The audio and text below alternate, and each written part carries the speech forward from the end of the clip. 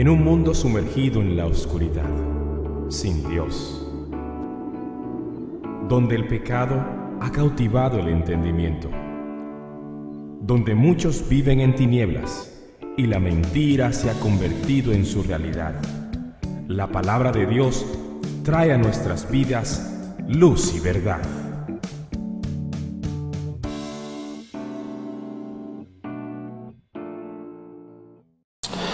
A finales de la Segunda Guerra Mundial, cuando el pueblo alemán estaba comenzando a conocer lo que había sucedido en los campos de concentración, un pastor protestante llamado Günther Rutenborn escribió una obra de teatro llamada La señal de Jonás, para tratar de responder a la pregunta: ¿a quién debemos culpar de todo lo que ha ocurrido aquí?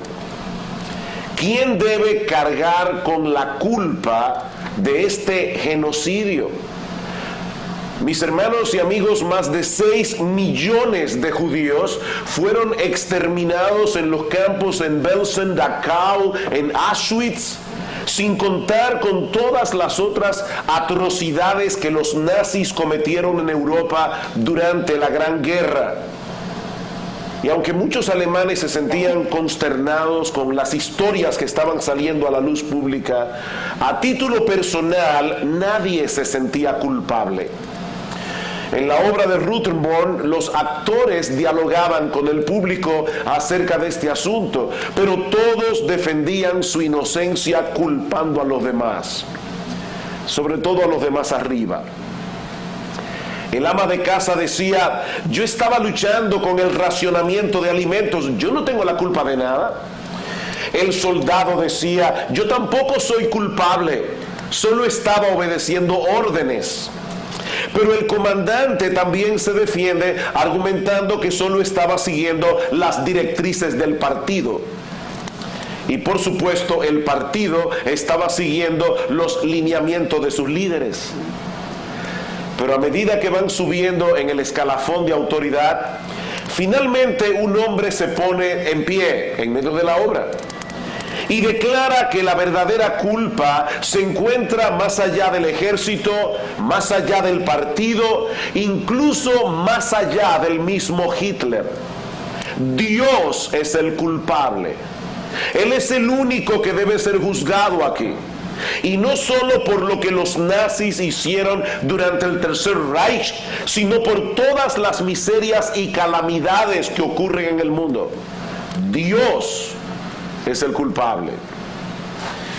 El hombre pretende vivir de espaldas a Dios, pero cuando cosecha el fruto de su locura, entonces comienza a proyectar su culpa en otras personas, hasta que tarde o temprano terminan culpando al mismo Dios que ellos han decidido pasar por alto.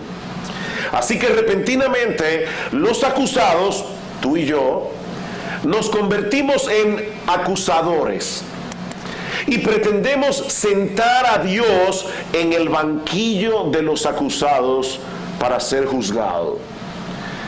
Y ese es el tema que yo quiero tratar en la mañana de hoy, en un mensaje que hemos titulado Dios en el banquillo, a la luz de un pasaje sorprendente que encontramos en el Antiguo Testamento.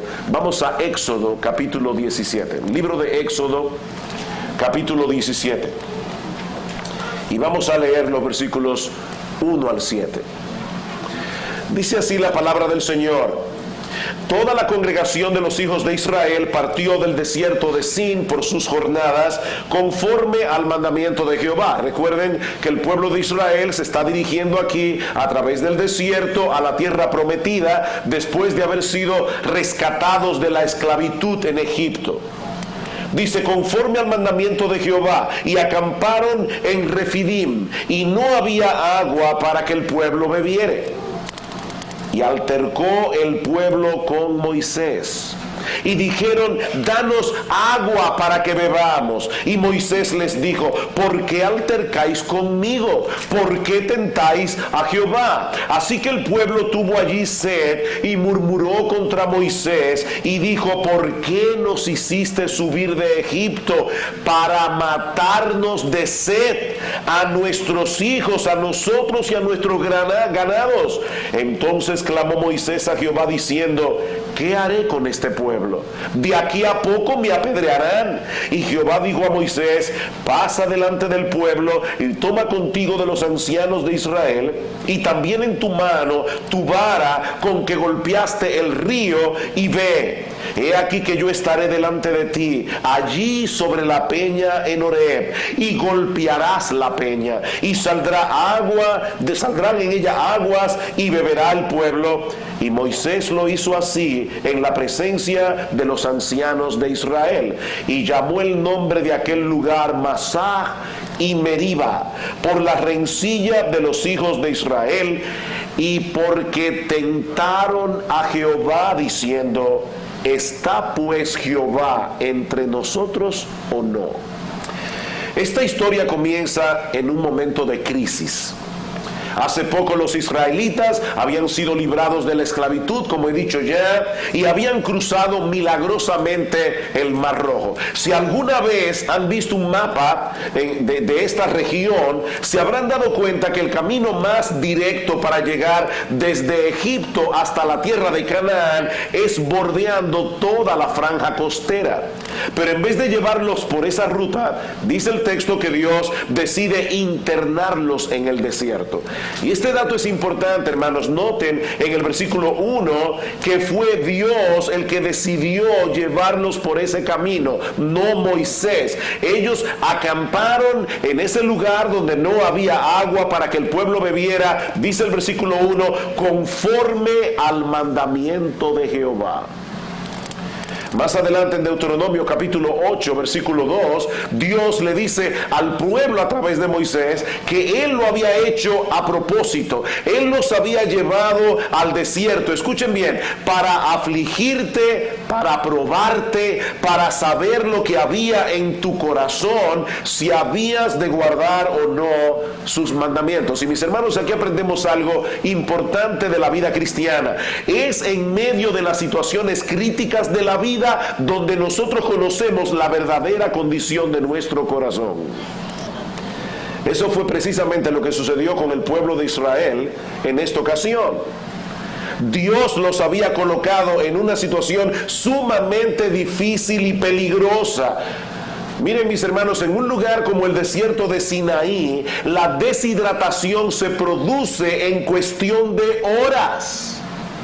Así que el suministro de agua era urgente, o todos iban a morir en muy poco tiempo. Ahora la pregunta es, ¿qué debió hacer el pueblo en esta circunstancia? Ellos debieron confiar en el poder y en la bondad de Dios. Debieron clamar por su ayuda. No olviden que unas semanas atrás Dios los había librado nada más y nada menos que del ejército de Faraón, abriendo las aguas del Mar Rojo. Y en el capítulo anterior, en el 16, Dios había comenzado a alimentarlos milagrosamente a través del maná, un pan que caía del cielo. ¿Acaso era imposible para Dios resolver este problema y darles agua en el desierto? Por supuesto que no.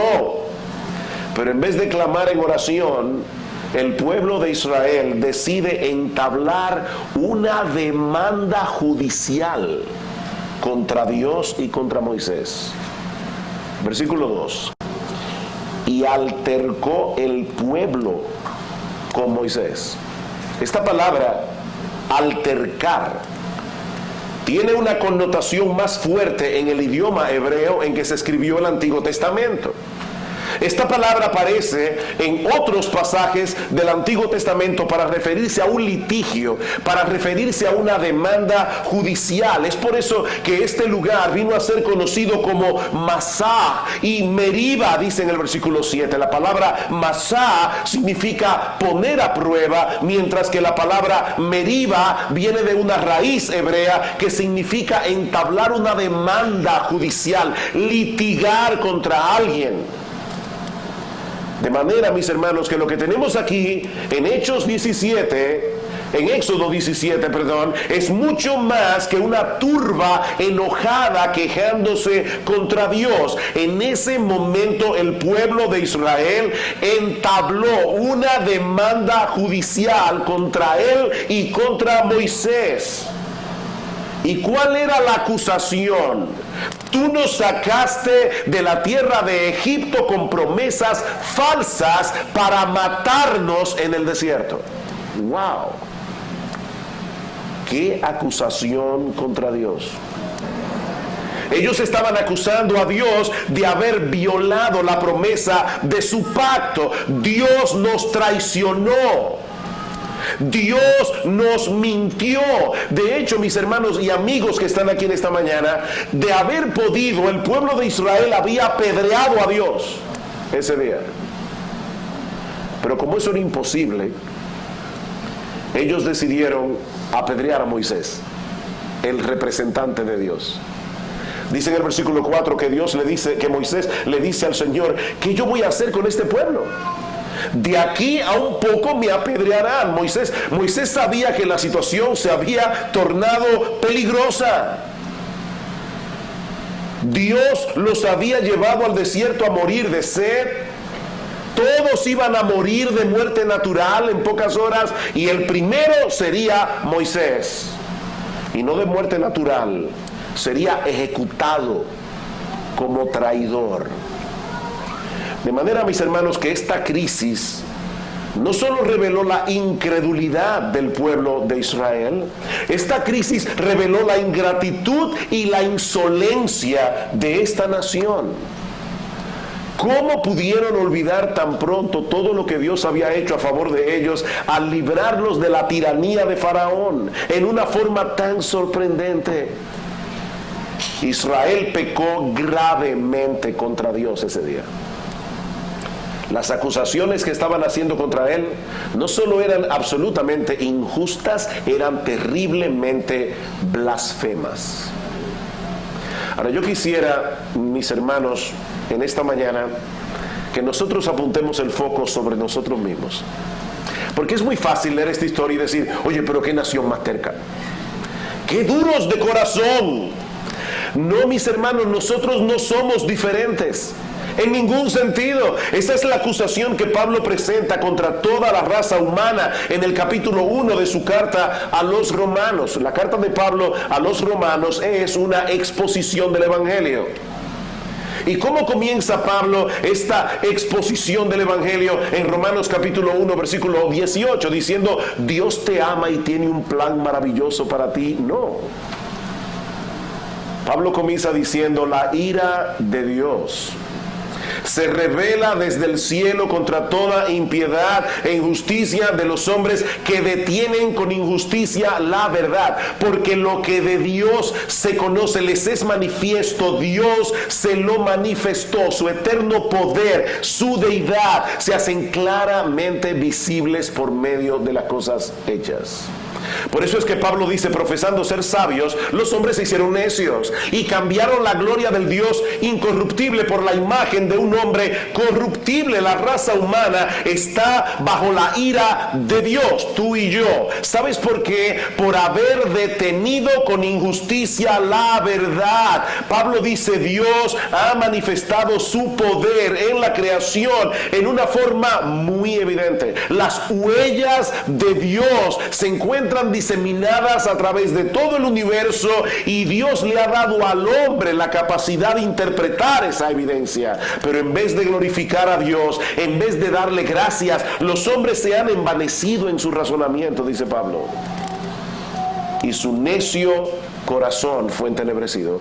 Toda la raza humana es culpable de los mismos pecados del pueblo de Israel en el desierto: incredulidad, ingratitud e insolencia. Incredulidad, ingratitud, insolencia. Y quiero aclarar que cuando yo hablo de la raza humana, no me estoy refiriendo a los que están allá afuera, es hablando de ti y de mí. Y lo triste de todo esto es que aún los cristianos podemos reaccionar así en ocasiones. Cuando Dios nos coloca en ese tipo de situación que no parece tener ni pies ni cabeza, muchas veces olvidamos por completo la bondad de Dios, la sabiduría de Dios, y nos llenamos de amargura y de descontento por las cosas que Él ha decretado para nuestras vidas. Ahora, por supuesto, los cristianos somos lo suficientemente inteligentes como para no decir yo culpo a Dios. No, rara vez un cristiano le echa la culpa directamente a Dios. Nosotros preferimos atacar de frente a las autoridades que Él ha puesto sobre nosotros, como hizo el pueblo de Israel con Moisés, o culpar las circunstancias. ¿Entiendes todo eso? Yo no me estoy quejando contra Dios, yo me estoy quejando contra la circunstancia. Pero mi hermano, piénsalo con cuidado. ¿Quién es el que maneja las circunstancias? Es Dios. Así que quejarte de las circunstancias no resuelve el problema. Te estás quejando contra Dios. Y nosotros somos tan insolentes, que si fuera posible, le arrebataríamos a Dios de las manos el guión que Él escribió para nuestras vidas, para corregirlo. Cada vez que tú estás descontento, tú estás amonestando a Dios. ¿Tú sabías eso? O sea, tú estás sentando a Dios en un banquillo y le estás diciendo: Señor, yo pienso que tú necesitas ayuda para aprender a gobernar el universo que has creado, o por lo menos para gobernar mi propia vida, porque honestamente el plan que trazaste para mí, Señor, es bastante defectuoso.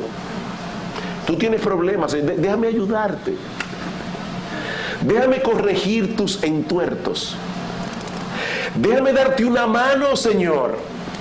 Por eso yo les decía que el sufrimiento polariza a los seres humanos. En el desierto de Sinaí, el pueblo de Israel reveló su peor cara. Por más duro que suene, ese día los israelitas estaban acusando a Dios de ser un asesino en masas. ¿Ustedes se dieron cuenta de la acusación? Tú nos sacaste del desierto de Israel, de Egipto, perdón, para traernos a este desierto a matarnos a todos. A nosotros, a nuestros niños y a nuestros ganados. Dios, eres un asesino en masas. Eres un genocida. ¿Cómo reacciona Dios a todo esto? Ante tanta insolencia y ante tanta ingratitud, porque esta es la parte más sorprendente de esta historia. Versículo 5. Y Jehová dijo a Moisés: pasa delante del pueblo y toma contigo de los ancianos de Israel, y toma también en tu mano tu vara con que golpeaste el río, y ve. Dios le ordena a Moisés que se coloque delante del pueblo, pero no como un acusado, sino como juez de la nación. Por eso le pide que lleve consigo a los ancianos de Israel, porque esta era una corte con sus jueces y sus testigos. Dice en Deuteronomio capítulo 19, versículo 17, que en situaciones como estas, los litigantes debían presentarse delante del Señor y delante de los jueces que hubiere en aquellos días. Así que este litigio, esta demanda entre Dios y el pueblo, tenía que llevarse a cabo con todas las formalidades legales que se requería para un juicio de esta magnitud. Moisés se para con todos los jueces de Israel y con esa vara en la mano, a punto de castigar a alguien por ese pecado tan horrible que se había cometido contra Dios. Pero entonces, mis amados hermanos y amigos que están aquí en esta mañana, ocurre lo impensable. Versículo 6. He aquí que yo estaré delante de ti, allí sobre la peña en Horeb, y golpearás la peña. En vez de golpear al pueblo, golpearás la peña, y saldrán de ella aguas, y beberá el pueblo. Y Moisés lo hizo así en presencia de los ancianos de Israel. Esta expresión, yo estaré delante de ti, nunca se usa en la Biblia para referirse a Dios, porque Dios no comparece delante de los hombres. Siempre son los hombres que comparecen delante de Dios. Así que esto que está pasando aquí es bien extraño. En vez de decir, ellos van a tener que comparecer delante de mí, Dios dice: Moisés, yo voy a comparecer delante del pueblo. Yo voy a colocarme, Moisés, sobre la roca en el monte Horeb. Y todo el que está familiarizado con el Antiguo Testamento saben que la roca es un símbolo que se usa a menudo para referirse a Dios, como aquel que trae salvación a su pueblo. Dice en Deuteronomio capítulo 32 versículo 4: nuestro Dios es la roca cuya obra es perfecta. Y en el Salmo 18:1 el salmista dice a Dios: Señor, tú eres roca mía, castillo mío, mi libertador, Dios mío, fortaleza mía, en Él confiaré, mi escudo y la fuerza de mi salvación, mi alto refugio. Dios es la roca de Israel. ¿Qué es entonces lo que está sucediendo, mis hermanos, en Éxodo 17? Que Dios está colocando delante de Moisés para recibir Él mismo en la roca todo el peso del castigo que su pueblo merece. Cuando Moisés golpeó la roca, salió tanta agua que todo el pueblo pudo saciar su sed. Dice en el Salmo 78:20 que el torrente de agua era tal que inundó la tierra. Oigan eso, inundó la tierra. Y en el Salmo 105:41 dice que las aguas corrieron por los sequedales como un río. Impresionante, hermanos. El pueblo que merece ser castigado por su pecado recibe en cambio toda el agua que necesitan para calmar su sed, porque Dios decide recibir sobre él el castigo que ellos merecen. Imagínense a Dios en la roca. Golpéame, Moisés, para que el pueblo pueda ser librado. Yo no puedo pasar por alto mi justicia. Alguien tiene que ser castigado aquí, y yo no quiero que sea el pueblo. Castígame a mí. Castígame a mí. Ellos fueron salvados ese día por la herida de Dios. ¿Oyeron eso? Ellos fueron salvados ese día por la herida de Dios. Mis hermanos y mis amigos que están aquí, ese es el gran mensaje de la Biblia, que el Dios de toda gracia recibió sobre sí mismo, en la persona de su Hijo, nuestro Señor Jesucristo, el golpe que todos merecemos por causa de nuestros pecados. Por eso es que Pablo, en 1 Corintios capítulo 10, interpreta esta historia en Éxodo 17 diciendo: yo no quiero, hermanos, que ignoréis que nuestros padres todos estuvieron bajo la nube, y todos pasaron el mar, y todos en Moisés fueron bautizados en la nube y en el mar, y todos comieron el mismo alimento espiritual. Y ahora escuchen: todos bebieron la misma bebida espiritual, porque bebían de la roca espiritual que los seguía, y esa roca era Cristo, dice Pablo. Es por causa de su muerte que nosotros tenemos vida. Es por causa de los azotes que él recibió que nosotros somos bendecidos. Es por su muerte que nosotros somos saciados con el agua de la salvación. Ustedes recuerdan aquella conversación que Jesús tuvo con la mujer samaritana junto al pozo de Jacob. Cristo le dice: mira, mujer, el que bebiere de esta agua volverá a tener sed, pero el que bebiere del agua que yo le daré no tendrá sed jamás, sino que el agua que yo le daré será en él una fuente de agua que salte para vida eterna. Yo voy a saciar la sed del hombre. En otras palabras, lo que Cristo le está diciendo a la mujer samaritana es: mujer, yo soy la verdadera roca del monte Horeb. y cuando sea golpeado en la cruz por la vara de la justicia de Dios, de mí saldrá un torrente de agua que saciará plenamente la sed de todo aquel que venga y beba por medio de la fe. Si alguno tiene sed, venga a mí y beba. El que cree en mí, como dice la Escritura, de su interior correrán ríos de agua viva. Es por eso que en el capítulo 32 del libro del profeta Isaías, escrito 700 años antes de Cristo, se profetiza la venida de un rey que será al mismo tiempo una roca y un manantial. Al mismo tiempo, dice: he aquí que para justicia reinará un rey, y será aquel varón como escondedero contra el viento, como refugio contra el turbión, como arroyos de agua en tierras de sequedad, como sombra de gran peñasco en tierra calurosa. Ese rey que viene, ese Mesías que viene, es una roca y un manantial al mismo tiempo. Cristo es esa roca bendita en la cual podemos refugiarnos y saciar nuestra sed perpetuamente.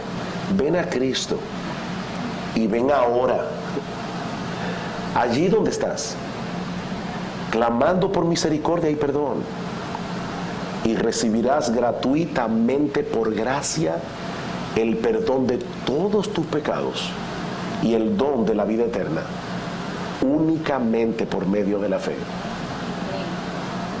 Que el Señor bendiga abundantemente su palabra en esta mañana, obrando en todos nosotros por medio de ella con el poder de su Espíritu. Luz y Verdad llega hasta usted gracias al compromiso y trabajo de personas e instituciones por la causa del Evangelio. Para obtener más información sobre nuestro ministerio y el trabajo que realizamos, ingrese a nuestra página web www.ibpg.es. Deseamos que este mensaje de la palabra de Dios traiga a su vida luz y verdad.